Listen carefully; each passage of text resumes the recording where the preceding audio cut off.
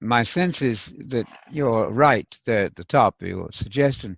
If someone believes radically unbiblical things, I mean, let's not talk about a minute detail, but if he's teaching things which represent God wrongly or Jesus wrongly or the gospel wrongly, and then substantiates, blesses that false teaching with the miracle speaking in another language, that's what tongues mean, then I think God would be endorsing it. I don't think he does that.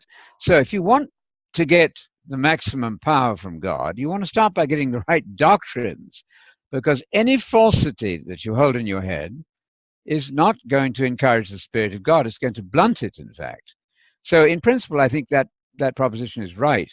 If you are claiming to have the gift of languages, and people do this very widely, but they never have proven, in fact, that they have a language.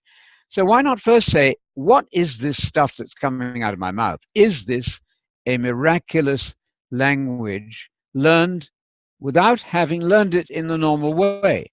First of all, then, glossa in Greek, the word for language, means a tongue, means a language. It's a recognizable language. In Acts chapter 2, obviously, the miracle was done by the apostles, not the audience. It wasn't a miracle of hearing.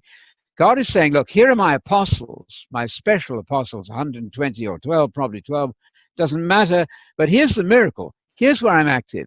Those dear people then from 18 different regions understood their own languages being spoken. It was a sheer miracle. Let me just tell you this little anecdote. It's quite funny. I was speaking the other day and I made this point, and I turned to the man on my right. I said, if you now speak to me in fluent German, I don't think you probably speak German, but if you now open your mouth and speak fluent German, then I will believe it's a miracle. And he did exactly that, spoke in fluent German, which I know well. In fact, he'd been there the year before, so that was a nice point. But the point remains clear. Do not claim to speak in languages if you've never proven that you have a genuine language. It might just be a babble. There's a very interesting article by one Helen Nielsen at our site, Nielsen, Nielson. Helen Nielsen's called Speaking of Tongues, and she relates then how she was taught and how she taught her 3-year-old children to speak in languages, and then finally gave it all up. She didn't think it was genuine. I think she was probably right. My professor at the biblical school I went to, the Church of the Brethren happened to be, not my own denomination. The professor said a very wise thing to me, and I've always retained this. He said, you know, when nuns in the Roman Catholic Church get the tongues, they love Mary all the more fervently. That got me to thinking.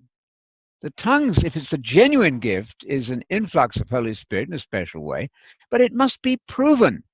So no one needs to be a cessationist and say God cannot do that. But I'm trying to be a Berean. I just am not convinced that people have ever found out whether their so-called tongues in the prayer closet or publicly is the genuine thing. Why not try that?